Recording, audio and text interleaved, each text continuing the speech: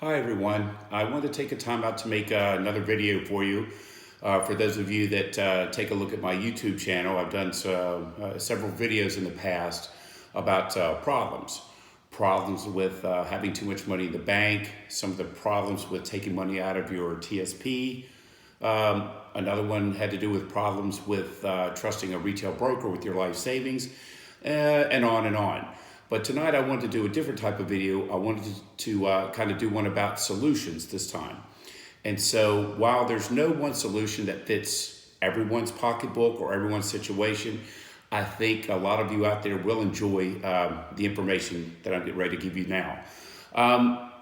One of the problems associated with trying to manage your money, especially after retirement, whether you're trying to get to retirement or whether you're trying to survive after your retirement, is knowing where to invest it. The biggest problem with that is that there's so much misinformation and so little amount of accurate information, and extra options. The things I'm going to tell you about tonight, you probably have never heard of, and if you have, you probably don't have access to. But we're going to see if we can't fix that problem for you tonight. We'll start with the type of investment. The type of investment that I like to use are called alternatives. All that means very simply is that they are non-traditional. Traditional would be stocks, bonds, mutual funds, maybe certain types of real estate where you buy a house and rent it or flip it. All of these things associated with the traditional market. There's some pros in them. You can definitely make money in those, and I've used them. But there's also a lot of downside. The stock market, for example, with your stocks and mutual funds, you have very little control, if any, over that. You can have your money in it today and it's worth a certain amount. Then you wake up the next day and it's worth less. And depending on when you want or need that money out, you may or may not lose a bunch of money. And there's nothing you can do about it. So the alternatives take a different approach. They are set up, if done correctly, that's a key, if done correctly, they are set up to provide rather short-term tie-ups and very, very high yields. But in addition to that, they're also designed to work independently outside of the stock market. So what that means is, if you're in an alternative investment that's making, that's set up to make, let's say 11%, that's what you're going to be making that year. And it doesn't matter if the stock market goes up or down. It has nothing to do with it. So I like that for obvious reasons. But a couple points to know about this. When you deal with alternatives, there are almost as many options out there as there are traditional. I mean, God knows how many stocks and bonds and mutual funds are out there, right? The list goes on and on. Apple, Microsoft, whatever. The alternatives could be this real estate package here, this company there. There's a lot of them. You just don't hear about them unless you are able to go into the inside. But we've taken it one step farther when we go out and we capture the alternative investments that we like. We first run them through a system of measuring risk versus reward. Because while a stock can change value from day to day, the alternative packages are designed to stay fairly constant. It could be, for example, multi-unit apartments that are fully rented out and have been for, say, the past 10 years. So we've looked at them for 10 years and know that there's little to no fluctuation. And a lease, of course, is a contract. So that adds a little extra security to the point that the money's going to continue to go in and come in from the investment, versus a stock can go up and down as if the wind blows. Some of the other alternatives that we like to use are promissory notes. These are big companies, very successful, been doing what they do for years, and they'll get a new government contract, and maybe they'll raise they want to raise some capital. For example, we have a company in Texas that we just secured that just got several government contracts. They're going to make a specific type of bullet, a shell casing for the bullet that nobody else is able to make. They have the contracts and they're raising $15 million for some new and additional equipment to fulfill those contracts. the price point puts there where they're going to be paying almost 15% return on any monies that come in. So that's something we're very, very excited to add to the portfolio of some of our clubs. But let me start with a little bit of background. There's a lot of cool options out there. They do tend to operate in a little safer zone than the traditional market. They certainly provide higher yield on a regular basis and a more constant basis, whether it's monthly income or long-term growth. They tend to outperform substantially the stock market, especially in down times. 2008, the stock market lost half its money. The alternative packages remain fairly constant. So when everyone else is losing half their money, the alternatives were still making 15, 25%. So you can see there's really, really big advantages there. But the only thing that keeps you from playing in the sandbox is, number one, you have to be exposed to the opportunities. And you will not find these from traditional sources like your local neighborhood stockbroker. They can't do these. So they're not going to tell you about them. They're going to tell you about their stocks and bonds and their little mutual fund packages. Good luck with that. But that's how they work. So number one, you have to find out about where the opportunities are. The second level of discrimination, if you want to call it, is that the alternatives, for the most part, are limited to a very, very select breed of investor.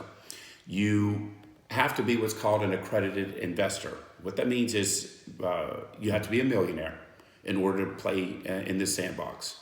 So if you don't have at least $1 million liquid or a certain amount of income, married or single, for the last several years, you do not qualify as an accredited investor, so you're not allowed to invest. Even if you want to, you think it's a good deal, things are popping, you're just not invited to the party.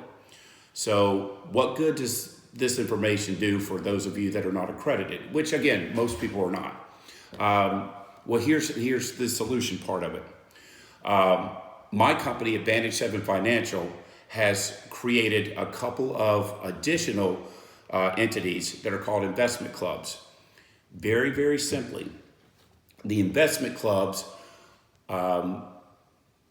we participate in the alternatives because the club itself, because of its financial power and its accumulated wealth, is itself an accredited investor. So my clubs are invited to the party.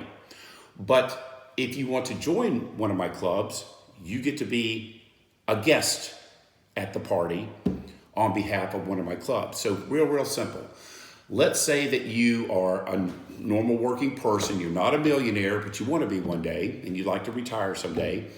And you've got, let's say, $25,000 that you want to do something good with, but you're not really feeling it about going down to the stock market or buying a house and trying to flip it or whatever.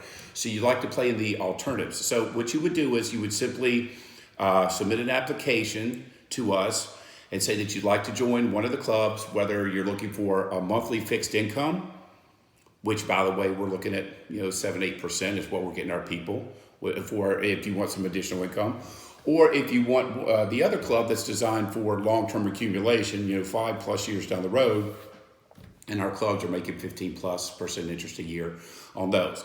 Much healthier returns, again, than what you'll find almost anywhere else. But you want to be invited to the party. You simply contact Advantage 7 and say that you want to come and apply to one of the clubs.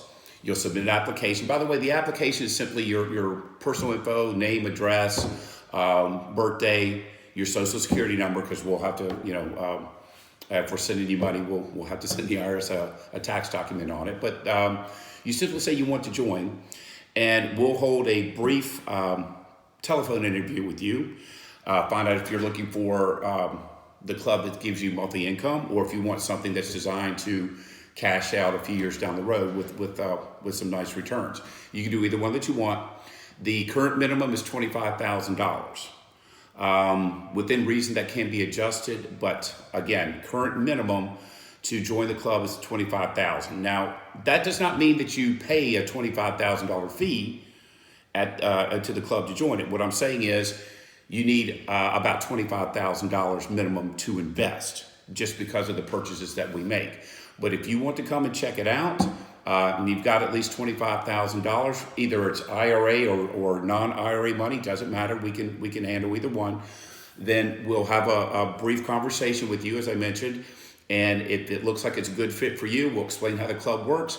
If you want to do it, then you will submit your money to us.